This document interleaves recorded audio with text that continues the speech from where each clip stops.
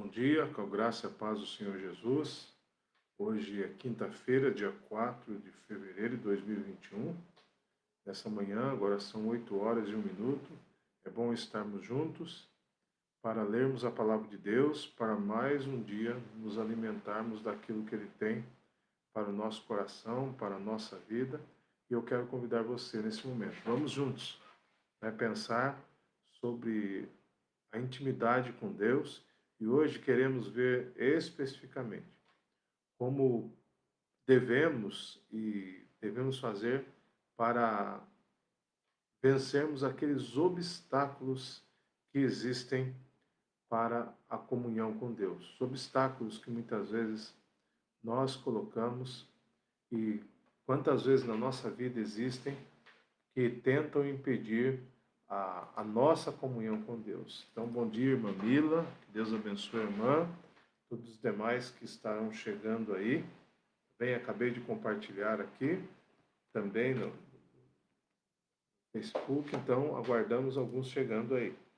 Pois bem, temos falado sobre intimidade com Deus, falamos sobre a importância da prioridade da intimidade com Deus. Tiago 4, verso 4, aquele que quer se tornar amigo do mundo constitui-se inimigo de Deus.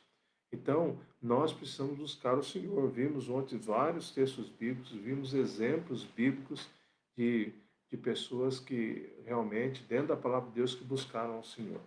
Mas no nosso dia a dia, o que acontece? Às vezes existem obstáculos que para exercitarmos essa intimidade com Deus. Assim, então, eu começo lendo Lucas capítulo 10, versículos 38 e 42, e eu quero falar do primeiro obstáculo, que é a questão do tempo, a questão das urgências que nós delineamos o que é urgente, o que não é, o que damos prioridade ou não.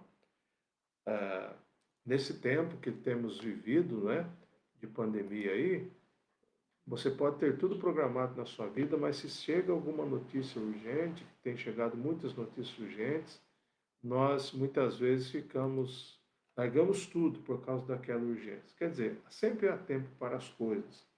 Lucas 10, 38 a 42. Prosseguindo viagem, Jesus entrou num povoado e uma mulher chamada Marta recebeu-o em casa. Sua irmã chamava Maria, sua irmã chamada Maria, sentando-se aos pés do Senhor, ouvia a sua palavra. Marta, porém, estava atarefada com muito serviço, e aproximando-se disse: Senhor, não te importas que minha irmã me tenha deixado sozinha com o serviço? Dize-lhe que me ajude. E o Senhor lhe respondeu: Marta, Marta, estás ansiosa e preocupada com muitas coisas, mas uma só é necessária. E Maria escolheu a boa parte, e esta não lhe será tirada. Muitas vezes, só um exemplo bíblico de que queremos fazer muitas coisas, mas Jesus nos chama para estarmos colocando a nossa vida diante dele, escolher essa melhor parte. Às vezes, nos atarefamos de maneira assim que não conseguimos nem ter tempo para orar ao Senhor, para ler a Bíblia. Precisamos buscar intimidade com Deus, ter um tempo de, de busca a Deus, de investimento nessa busca nossa diante de Deus. Em Efésios capítulo 5, versículos 15 a 17, o apóstolo Paulo nos orienta assim: Portanto, estai atentos para que o vosso procedimento não seja de tolos, mas de sábios, aproveitando bem cada oportunidade, porque os dias são maus. Por isso, não sejais insensatos, mas entendei qual é a vontade do Senhor. Ou seja, uma vida colocada nas mãos do Senhor, ela nos fará agendar melhor, né, administrar melhor a nossa agenda, o nosso tempo, e termos prioridade com o Senhor. Então, partindo desse princípio do tempo, existem outros obstáculos da intimidade com Deus, que vêm contra a intimidade com Deus, quando nós perdemos o foco da intimidade com Deus. Por exemplo, existem pessoas que vivem escravos de tecnologia, né? Eu estou aqui com o meu celular enquanto faço devocional, e nele eu fiz o compartilhar da da mensagem no início e agora estou aqui com o meu esboço aqui da devocional.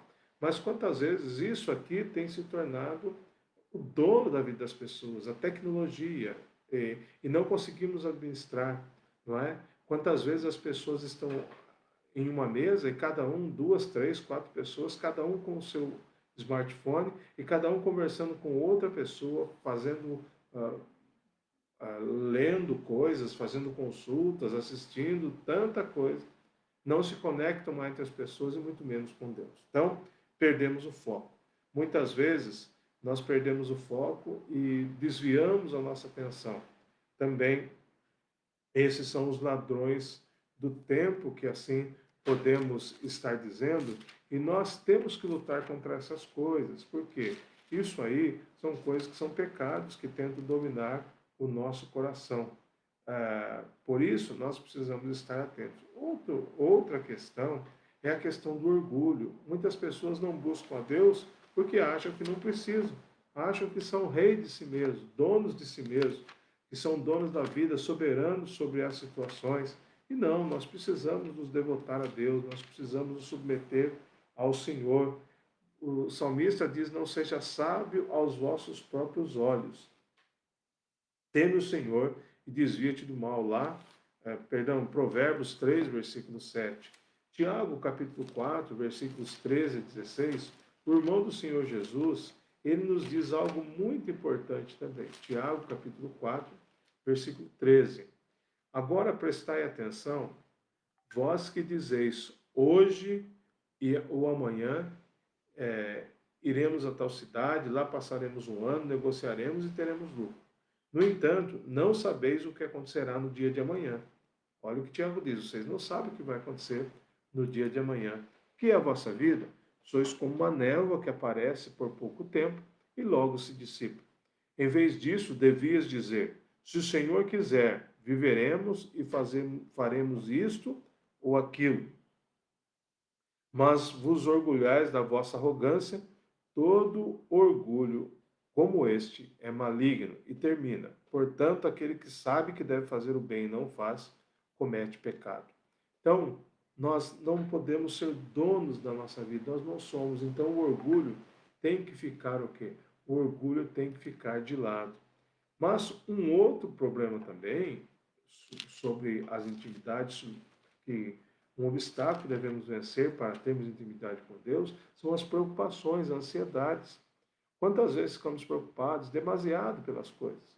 Filipenses 4,6, o apóstolo Paulo nos diz, não andeis ansiosos por coisa alguma, pelo contrário, sejam os vossos pedidos plenamente conhecidos diante de Deus, por meio da oração e súplica, com ações de graça. Ou seja, sem ansiedade, sem preocupamos com coisas, sim, mas vamos colocar tudo diante de Deus através da oração, intimidade com Deus. E o problema da intimidade com Deus também tem a ver com o versículo que nós lemos no início, como base, né? Aquele que quer se tornar amigo do mundo constitui-se inimigo de Deus. Hoje, nós vemos aí o mundanismo, o desejo de estar fazendo aquilo que é da vontade da carne, vontade da cultura do presente século, como Paulo diz em Romanos 12, em outros textos também vai dizer. E hoje nós temos um título aí chamado gospel, um adjetivo gospel, tudo é gospel, gospel. E a gente tem, né, muitas coisas. Eu lembro de um cartaz que diz o seguinte, olha, você hoje tem balada gospel, você tem boate gospel, você tem carnaval gospel, você tem arraiá gospel, você tem MMA gospel, só faltam inventar o inferno gospel. Então, quando nós olhamos para essa realidade toda, eu tenho que tomar cuidado com o mundanismo, porque o mundanismo ele me sufoca. E se eu der atenção a isso, eu vou deixar de ter o quê? Intimidade com Deus. Outro obstáculo à intimidade com Deus é a acomodação. É a acomodação e podemos dizer assim, a falta de convicção do que você quer da sua vida.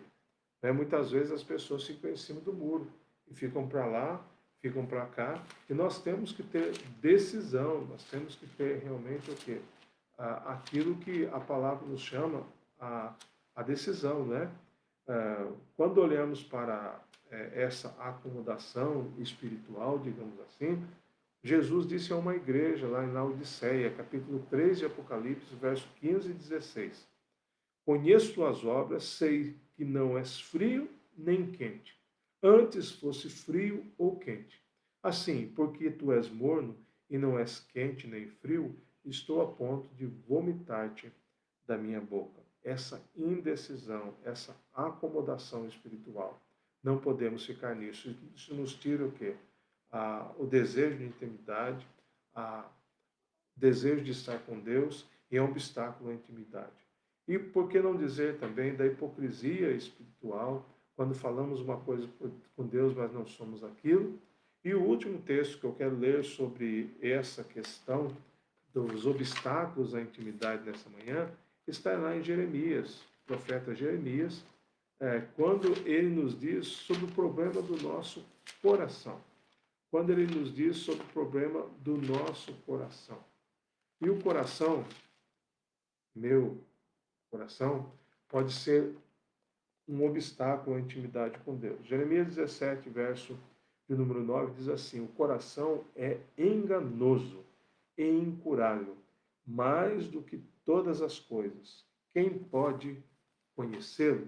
Então nós temos que permitir e pedir e clamar muito a Deus para que Ele sonde os nossos corações e para que Ele trabalhe, para que o nosso coração tenha desejo de intimidade com Deus. Provérbios diz assim, o autor aos Provérbios: quem confia no próprio coração é insensato, mas quem age com sabedoria viverá em liberdade. Viverá em liberdade. Então, o obstáculo que eu posso ter para a intimidade com Deus é o meu próprio coração. Meu coração tem que ter no meu coração que Deus tem que ser a prioridade. A intimidade com Deus deve ser a prioridade na minha vida. Então, assim, eu quero convidar você. Vimos vários obstáculos. Qual deles tem sido difícil você ou eu vencermos? Passarmos por cima dele. Precisamos buscar mais a Deus, precisamos orar mais, buscar o Senhor, temos intimidade com Deus. Por isso, vencendo os obstáculos. Vamos colocar nossa vida diante de Deus nesse momento.